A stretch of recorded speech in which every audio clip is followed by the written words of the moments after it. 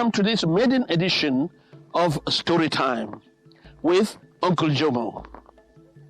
On Story Time today, we shall be drawing all what we're saying from a moral and spiritual lesson. Ladies and gentlemen, take this. Accept what God has given you. Accept wherever God places you. If God gives you anything in life, or God places you anywhere, He knows why. And we know He is a good God. So whatever situation He puts you in, whether it is challenging or not, He has a reason. So, ladies and gentlemen, what I'll be bringing forth to you today is, do not complain. If you complain, you'll be attracting so much negativity to yourself. If you complain, you might start suffering from depression. Jealousy creeps in. Envy comes in. Animosity comes in. Because as you keep complaining, the tendency is that you start comparing yourselves with other people. And when you find out that you cannot attain the level of others, you get depressed. I want to say today, no. Accept whatever God gives you. Accept whatever situation God puts you into. I will use my personal life, my personal experience to explain that. When I was born, I was very short. I went to primary school in 1958. Good athlete and a good footballer. But because of my height, I was never included in the junior team in our school. Come to think of it, when friends in school were going around and chatting with girls, I found myself always diminished because I was so short that when I stand beside any girl, the girl will be looking at me at the top of my head. And you know what? Some of them would just say, hey, even this one too. I carried this complex of a short man through to college when I went to Sussex College in 1965. And whatever we're doing on campus, be it sports, whatever I wear, my friends in school were always shorty, shorty, shorty, shorty, short man, short man, short man. I got so worked up. I had never understood that you accept whatever God gives you and make the best out of it. So, I started researching. In Sase, we had a very wonderful library. I would go out to read Time magazine and Newsweek. And as I was researching, I found out in one of the magazines a name of a drug, Dr. Homer's hematogen. And so, I took this piece and I said I was going to look for Dr. Homer's hematogen because it was written there that it was a blood tonic, but again, that it could increase your height. When I saw that, I knew that I had gotten it.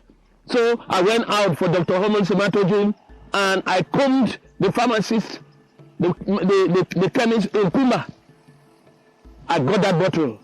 I looked at it and looked at the prescriptions. I saw blood tonic, good for this, good, but somewhere along the line, good for your height. It could make you grow tall. I said, wire. There we were. I bought that bottle of Dr. Homer's hematogen, went back to Sussex College, and I made sure that I kept religiously to the prescriptions whenever you had to take it. You would imagine that even if I was in class at 11 o'clock during the day, and it was time to take Dr. Homer's hematogen, I would look for a fake excuse from the teacher and go to the dormitory and take a spoonful and run back to class. So, while I was taking this, I got one of my classmates, Mr. Martin Funcher. I said, let's go to the back of the dormitory. Let me stand and withdraw a height to take note where my height was at the time. I drank and I told Martin, let's go now and check. And we went there. When I stood at that mark, Martin just shouted, "It is working!" I was a happy man. I fell on Dr. Amos Betejin, finished that bottle, and went for a second bottle. 3 months in school, I was expecting that some of the friends in school would remark that I had grown a little taller.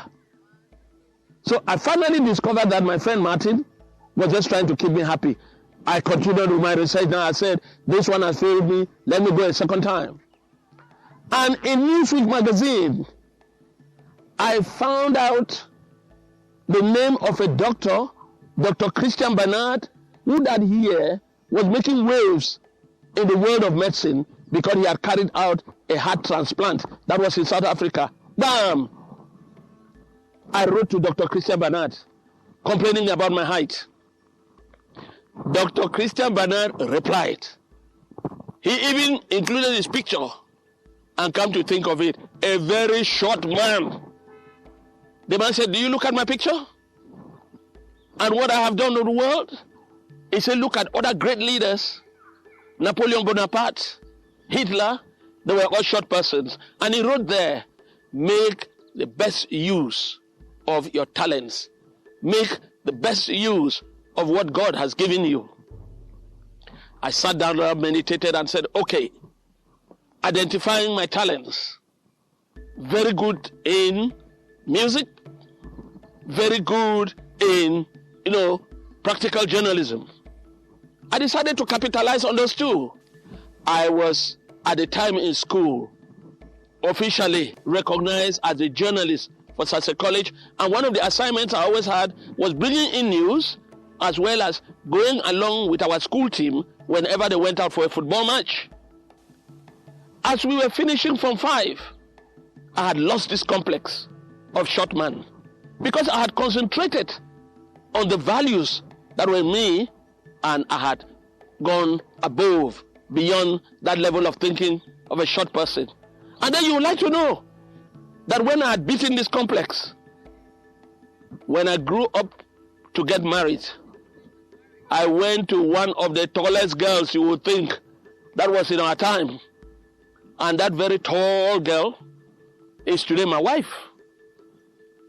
She was not looking at a short man. She was looking at the star she admired.